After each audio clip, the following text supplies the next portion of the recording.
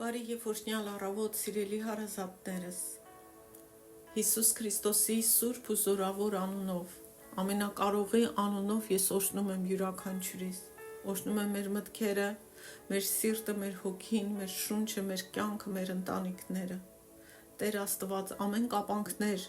որ դրված են մեր մտքի վրա, մեր սրտի վրա, որ չգանք, քո խոսքը չլսենք, քո դեմքը չփնտրենք, քո ճշմարտությանը չձգտենք, Տեր ջան, թող այդ կապանքները քանդվեն։ Խնդրում եմ, Տեր, աշխատի յուրաքանչյուրի սրտերի հետ, Տեր, վերցրու մեզանից այդ կարծրությունը, կուրությունը, խուլությունը, որպեսզի ծարավ դիր մեր մեջ, Տեր ջան, քո խոսքի հանդեպ, քո ճշմարտության հանդեպ, որ գանք, սնվենք, Տեր իմ Աստված, սնվենք, կիրառենք եւ փառքը տանք քեզ, որ մեր կյանքերը փոխվեն, որ մեր կյանքերը, մեր ցանկությունները, մեր որոշումները քեզանով լինեն, Տեր ջան, որ դու իսկապես մեր կյանքերում փառավորվես։ Հիսուսի անունով աղոթեցի, ամեն։ Հիմա վերադառնանք Թոմաս Ջոնսոնի կռապաշտությունը դարերի մեղքը գրքի ընթերցանության ու մեկնաբանության շարունակությանը։ Մենք 5-րդ գլխում ենք եւ խոսում ենք կռապաշտության process-ի մասին։ Մինչև այդ խոսել ենք սրտի մոդելի մասին, որը կարիք ունեք դուք նախկին դասերը լսեք, եւ կռապաշտության process-ի մասին խոսելուց խոսեցինք, որ հեղինակը նկարագրում է 7 փուլեր հիմնված Հակոբոս առաջին նամակի 14-ից 15 խոսքերի վրա։ Եկեք նախ կարդանք այդ խոսքերը, վերհիշենք։ Յուրաքանչյուրը փորձվում է իր իսկ ցանկությունից հրապուրվելով եւ խաբվելով, այնուհետև ցանկությունը հղանալով մեղք է ծնում, իսկ մեղքը հասունանալով ծնում է մահ։ Եվ հեղինակը մեզ տվել է այս 7 փուլերը, որոնց մասին մեծամասամբ մենք խոսել ենք։ Առաջին փուլը տրփանքի ուժեղ ցանկության առաջացումն է, հետո գալիս է որոշման փուլը, պահանջի փուլը, ակնկալիքի, հիասթափության, պատժի եւ մահվան փուլը։ Երբ խոսեցինք պատժի մասին, խոսեցինք, որ պատժի տարբեր ձևեր կային, դա երեկվա մասին էր, եւ նշեցինք պատժի ձևերից, օրինակ ֆիզիկական անարգանքը, ֆիզիկական բռնությունը, բանավոր անարգանքը, մարդուց վախը, որը մանիպուլյացիայի ձև էր, վրեժը եւ կյանքից հետ քաշվելը, որ կռապաշտը նաև կարա կյանքից հետ քաշվի եւ պատժի ձևերից նաև այն էր, որ նոր կուռք ես ձեռք բերում, փոխում ես քո կուռքին։ Խոսեցինք նաև բնավորության հատկանիշների մասին, որ նման մարդկանց մեջ կան։ Այս ամենի մասին լսեք, իսկ մենք հիմա անդրադառնում ենք վերջին փուլին կռապաշտության, որ մահն է։ Ու հիմա խոսենք դրա մասին։ Ինչ է տեղի ունենում պատժից հետո, երբ որ այդ պատժի փուլը վերջանում է, ու գիտենք, որ այդ փուլերը մի քիչ լղոզվում են, սենց հստակ փուլեր չեն։ Հակոբոսն ասում է, որ երբ մեղքը ավարտում է իր ընթացքը, այն մահ է ծնում։ Ի վերջո կռապաշտության ցիկլը մահանում է։ Եվ հեղինակն ասում է, ես բացատրել եմ մահվան առնվազն 4 եղանակ։ Հոգևոր մահ։ Քրիստոնյայի համար հոգևոր մահը կարող է տեղի ունենալ, երբ մենք լիովին հանձնվում ենք այդ կեղծ Աստծուն, այդ մեր ցանկություններին, մեր տրփանքին, որ մենք ստեղծել ենք մեր մեջ, հիմնված մեր ցանկությունների վրա։ Մենք օտարանում ենք իրական կենդանի Եհովա Աստծուց։ Մենք լիովին բաժանված ենք դառնում Եհովա Աստծուց եւ մերժում ենք նրան։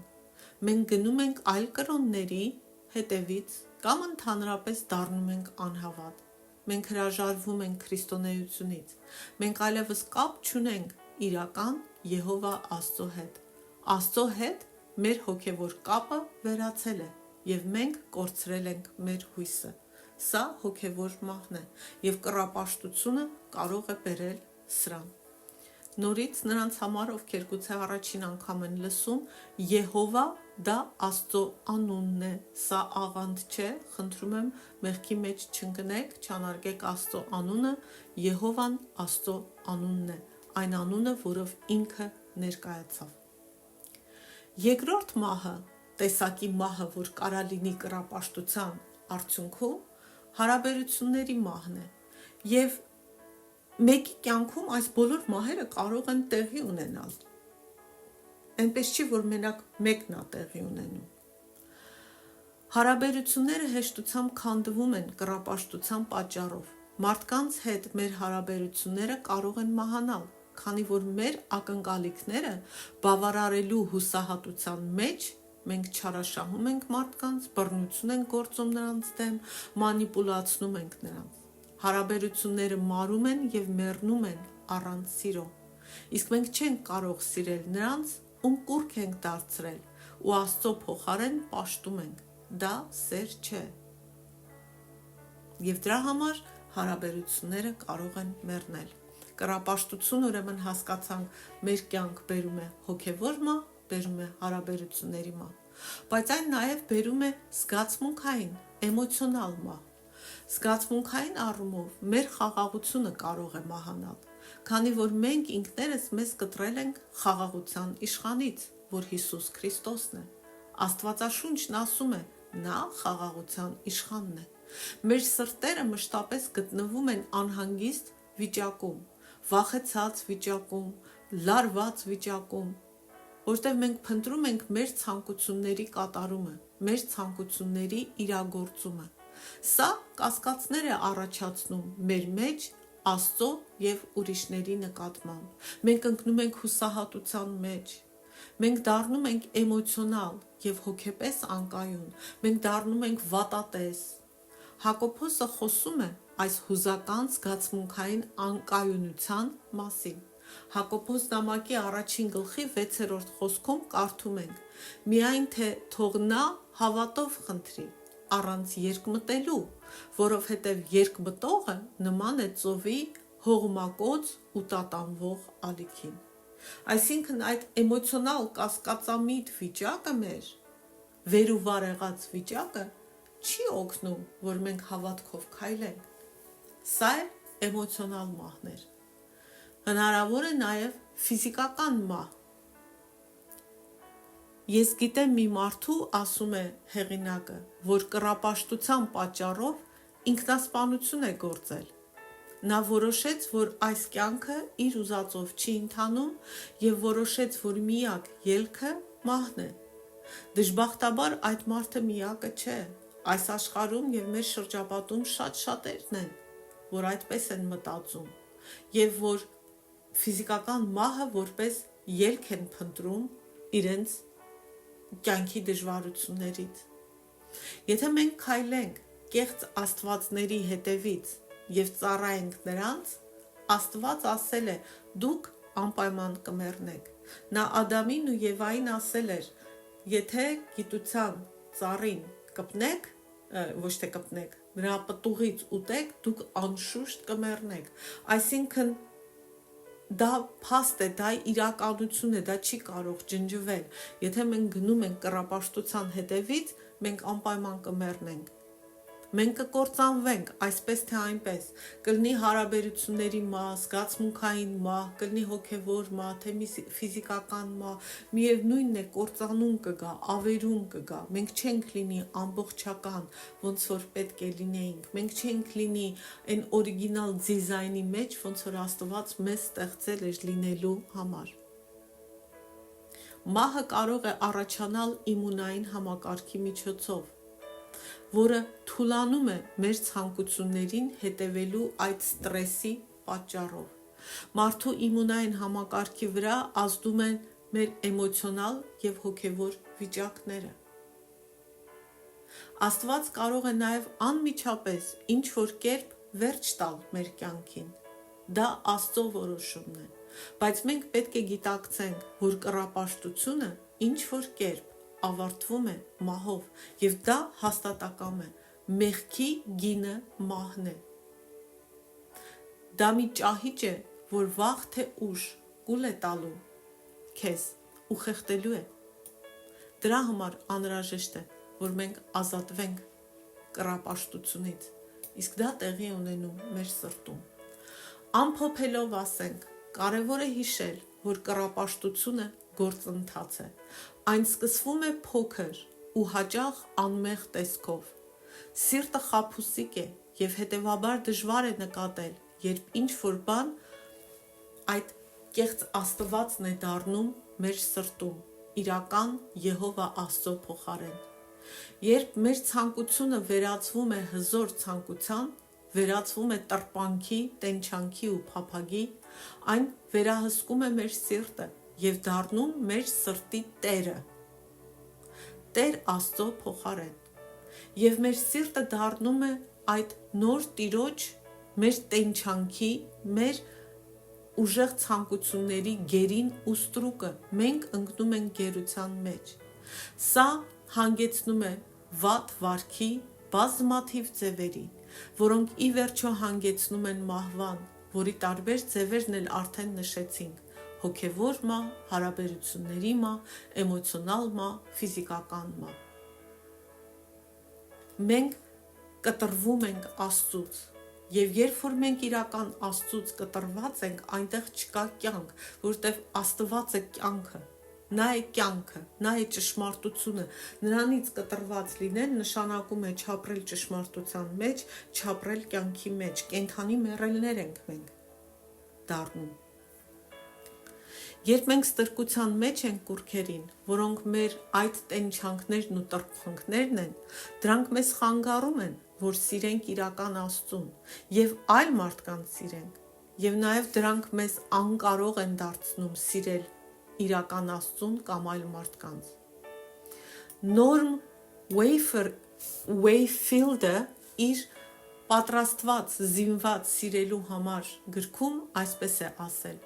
այն պահին, երբ մենք այլ մարդուց ենք ակնկալում մեր երջանկությունը ու հանգստությունը, մենք նրանց ուժ ենք տալիս մեզ թշվառ դարձնելու, հետևաբար մենք չենք կարող սիրել նրանց։ Ուրեմն իմ հասկանալով սա է ստացվում։ Եկեք այս նորից կարդանք. այն պահին, երբ մենք այլ մարդուց ենք ակնկալում մեր երջանկությունը ու հանգստությունը, մեր հարմարավետությունը, մենք նրանց ուժ ենք տալիս մեզ թշվառ դարձնելու, և հետևաբար մենք չենք կարող սիրել այդ մարդկանց։ Ուրեմն իմ հասկանալով սա է ստացվում. եթե քո երջանկությունը, իմ երջանկությունը, խաղաղությունը, հանգստությունը, հարմարավետությունը փնտրում ենք ոչ թե Եհովա Աստծո մեջ, այլ մեր երեխաների մեջ, ամուսնու մեջ, կնոջ մեջ, ընկերոջ մեջ, աշխատանքի մեջ, հարստության մեջ, մեր դիպլոմի մեջ և այլ շատ ու շատ տարբեր բաների մեջ, մենք այդ մարդկանց ու այդ բաներին ուժ ենք տալիս մեզ թշվառ դարձնելու, և իրականում մենք նրանց չենք սիրում, այլ օգտագործում ենք մեր երջանկությունը, մեր հանգստությունը, խաղաղությունը ստանալու այդ ցանկությունը բավարարելու համար։ Մենք նրանց շահագործում ենք, իսկ եթե մենք շահագործում ենք, մենք չենք սիրում։ Որովհետև թե խաղաղությունը, թե երջանկությունը, թե հանգստությունը, թե կոմֆորտը, թե բավարարվածությունը, այդ ամենը միայն Աստծո մոտ են, ուրիշ ոչ մի տեղ դրանք չես կարող ստանալ, միայն Աստծուց։ Իսկ երբ որ մարդուց ենք փորձում գտնել, մենք նրանց տալիս ենք զորություն մեզ վրա, մեզ թշվառացնելու, և մենք էլ մեր հերթին նրանց շահագործում ենք։ Այսինքն երկուստ եք մեղքի մեջ ենք, և մենք նրանց էլ գցում ենք մեղքի մեջ։ Ինչ է նշանակում ուրիշից ակնկալել, որ մեզ երջանիկ, խաղաղ ու հարմարավետ հանգիստ դարձնեն։ Դա նշանակում է, որ մենք փնտրում ենք մեկին, ով մեզ կտա այն բանը, այն ցանկությունը, որ մենք մեր սրտում կեղծ Աստված ենք դարձրել։ Այդ մարդը կամ առարկան, ումից կամ որից ակնկալում ենք, որ տալու է մեզ մեր ուզածը, դարձել է մեր կուռքը։ Հետևաբար մենք չենք կարող նրանց սեր տալ, քանի որ մենք օգտագործում ենք այդ մարդուն կամ այդ առարկային մեզ մեր ուզածը տալու համար։ մեր ցանկությունները ապահովելու համար։ Իսկական սերը տալն է, եւ տալ այնպես, որ փոխարենը որևէ բան ստանալու ակնկալիք չունես։ Դա է սերը։ Տաս առանց փոխարենը որևէ բան ստանալու ակնկալիքի։ Աստծո առաջ ես խոստովանություն ունեմ եւ ձեր առաջ էլ ես չեմ ամաչում ասելու, երբ որ ես շատ էի ցանկանում երեխա ունենալ, ես սխալ պատճառով էի ցանկանում։ Ես ուզում էի երեխա ունենալ, որ մենակ չլինեմ, որ ինչ որ մեկին իմ սերը տամ, որ երբ որ ես մեծ լինեմ, ինձ օգնող լինի, կողքս մարդ լինի։ Մարդկայնորեն սրանք վատ բաներ չեն, բայց ես սխալ պատճառով էի երեխա ուզում։ Ես իմ սերը նախ պիտի Աստծուն տամ։ Ես իմ սերը կարող էի տալ ուրիշ լիքը մարդկանց, որոնք սիրո պակասի կարիք ունեին։ Իմ մենակությունը պիտի փարատվի Աստծո ներկայությամբ եւ ոչ թե երեխա ունենալու համար։ Ես սա ասում եմ, որպեսզի հիմա նրանք, ովքեր երեխաներ ունեն, ճիշտ վերաբերվեք։ Սխալ հոգևոր կապ չունենաք ձեր երեխաների համար։ Երբեք չմտածեք, որ երեխա եմ ունեցել, որ վաղը հիվանդ լինեմ, ինձ մի բաժակ ջուր տա։ Աստված կբարձրացնի այն մարդկանց, որ ջուր կտան։ Մենք մեր երեխաներին դաստիարակենք Աստծո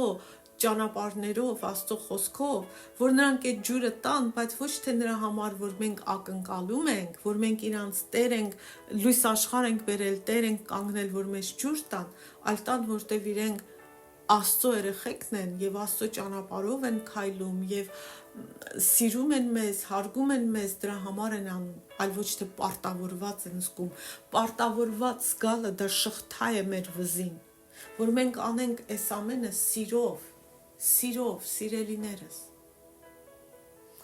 Իսկական սերը տալն է, առանց փոխարենը որևէ բան ստանալու ակնկալիքի։ Հիսուսն ասաց, որ մենք կսիրենք մեկին, այս դեպքում մեր ցանկությունները, որոնց դարձրել ենք մեր կեղծ աստվածները, եւ կատենք մյուսին, իսկ դրանք այդ մարդիկ են, ում կուռք ենք սարքել, եւ իհարկե նաեւ Եհովա Տիրոջը։ Մենք չենք կարող սիրել երկուսին միառժամանակ։ Մենք չենք կարող սիրել մեր ցանկությունները եւ Աստծո ցանկությունները միևնույն ժամանակ, եթե դրանք չեն համապատասխանում։ Թող որ մենք աշխատենք, թույլ տանք Աստծուն քննելու մեր սրտի ցանկությունները եւ այն ցանկությունները, որ չեն համապատասխանում Աստծո կամքին, Աստծո խոսքին, Աստծո ցանկություններին, այնքան հնազանդ լինենք, այնքան խոնարհ լինենք, որ հրաժարվենք դրանցից, որ թույլ չտանք, որ դրանք դառնան ուժեղ ցանկություններ, տրփանքներ, տենչանքներ ու փափագներ ու մեզ բերեն մեղքի մեջ, դառնան մեր աստվածները ու ներքաշեն մեզ սարսափելի մեղքի մեջ ու դա էլ իր հերթին բերի կործանում ու ավերում մեր կյանք ու մեր շրջապատի մեջ։ Դրա համար սիրենք Աստծո խոսքը, կենդանի խոսքը, որ Հիսուս Քրիստոսն է, թույլ տանք, որ մեր միտքը նորոգվի Աստծո խոսքով, որպեսզի մեր կյանքերը փոխվի, որ մեր սրտերը փոխվի, ամեն բան մեր սրտից է սկսվում, որտեղ Աստված ասեց, այն ինչ որ ձեր սրտում ատեղից է գալիս չարիքը, եւ մեր սրտի եղածից էլ մենք խոսում ենք, ինչ ասում ենք, մեր սրտի եղածից է, թող մեր սիրտը մաքրվի, բժշկվի, բայց մենք պիտի Աստծո հետ համագործակցենք, նա պարտադրանքով չի անելու։ Իսկ Աստծուն ես խնդրում եմ, որ ջարդի այդ կարծրությունները մեր սրտից, քարացած տեղերը, քարացած կարծրատիպերը, որպեսզի Աստծո լույսը մտնի մեր մեջ եւ փոփոխություն բերի։ Ես Աստծո լուսավորումն եմ հռչակում մեր մտքի, մեր սրտի, մեր կյանքերի վրա։ Հիսուսի անունով, ամեն։ Այսքան այսօր։ Վաղը կամփոփենք այս հատվածը, կռապաշտության process-ի հատվածը։ Ամեն։